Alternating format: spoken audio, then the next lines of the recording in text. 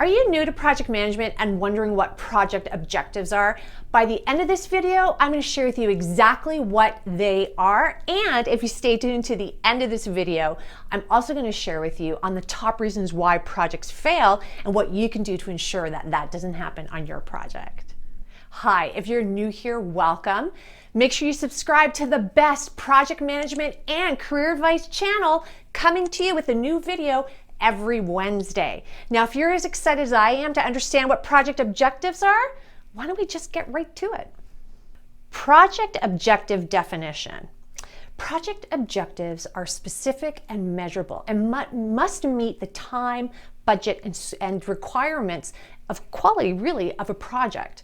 Now, it's interesting because a project objective really is AKA known as a scope statement, and that becomes really important in a project world, because with a project objective, or as we call a scope statement, it really is talking about what you're delivering on the project. It's really specific, and it even lays out things in a measurable way as to when you're going to get them done by, what exactly do you have to deliver on, and a really good in and out list of, yes, we may have this overarching deliverable statement, which is a scope statement, but then we have some ins that are very specific as to what it is that we're going to be doing in order to reach that particular objective. And then what's out of it too, because that sometimes can get very cloudy. So this project objective becomes really, really important overall. Now, what's the difference between a project objective and a business objective? Well, a project objective is very specific to the project and what you're delivering, whereas a business objective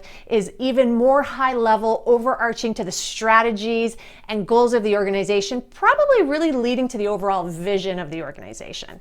So really understand the difference between the two, because your project objective probably fits into a business objective, and it becomes really important that your project objectives are tight, which is why, as I said, AKA also known as scope statement, it is so critical that you focus on this. So what is the purpose of a project objective? Well, simply put, it's really laying out what is it that you and your team have to deliver on. It actually helps you ensure that you're successful because it provides the clarity needed around expectations. It helps you build your project plan. It actually helps you understand what you have to deliver for your stakeholders. It actually provides guidance to those outside of the immediate project team so they understand what's going to be given. Your steering committee really needs to understand it too, so they're not giving you unrealistic expectations. It also helps keep the project in check so you don't have scope creep, which can kill a project. And scope creep is when people keep on adding extra stuff to it. So this project objective is really keeping everybody on the same page, because it's really easy with projects to veer off course. There's so many moving parts. And so your project objective, AKA scope statement, really is there as sort of your boundaries, right? The curbs of your road, the lane that you're in, keeping you on track, because again, projects can get very complex and there's a lot of moving parts. So you want to make sure that everyone understands exactly what they have to deliver on. And that's going to be with your project objective. Project objective example. All right, so now, as you know, project objective equals scope statement. So it really is important to understand exactly what is a scope statement. Now, I know I told you the what and the why, but now an example is going to be really helpful for you. But before I can even give you, this is a real life example, by the way, I need to give you some background story behind it so you understand why I created the statement the way I created it. Not only that, I also want you to be very aware I actually will do a couple renditions of my scope statement, because as more information comes in, it is something that you want to be very succinct with, and sometimes you need to kind of do a few draft versions of it over a period of time, and that's absolutely okay. So let me give you the example, but before I do that, as I said, let me give you background. So there was this project that came to a client of mine. It was a global project, and what they wanted to do is they wanted to centralize their approval system, because they had many different companies in many different countries, and now with sort of globalization, everyone's sort of traveling, they really wanted the ability to kind of have a single repository for all approval related documents.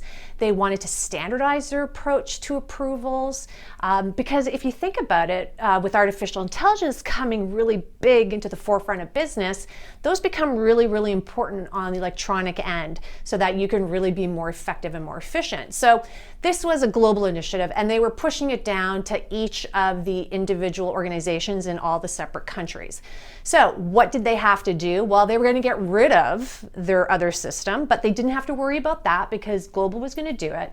But they had to bring in the new system, transfer all the information that was existing from the old system to the new, recreate their process flows, and train everyone on it by the launch date that global deemed this is when we're going to launch it and make it go live. Okay, there's a lot of information there. So now, based on that background information, you know the story, here's the actual scope statement, the project objective that we created based on all of that background information that was given. All right, so are you ready? All right, here it is.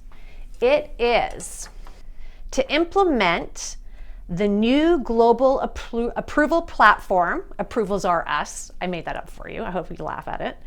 By updating local processes and associated documentations to reflect mandated changes, ensure all the key local stakeholders are trained on the new system prior to a global launch date of December 1st.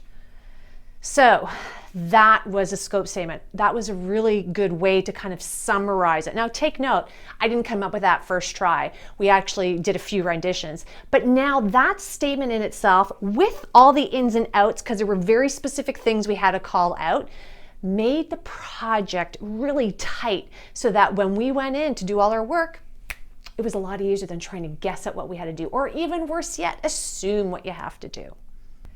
Now that you know what project objectives are, it's really important that you now understand what makes a project succeed and what makes them fail. So I want you to go to the link below so you can download this. This is an amazing little piece of information that gives you tons of detail as to why projects fail and what you have to be aware of. Because if you're looking at this video for an objective, then you definitely want to know what's going on here. I want to thank you so much for watching this video. Please like it, share it with everyone you know. I would love to hear from you. Do you have any scope statements that you want to share with me, or any other advice that helps other individuals when it comes to creating their project objective? On that note, thank you so much. Have a good one. Bye.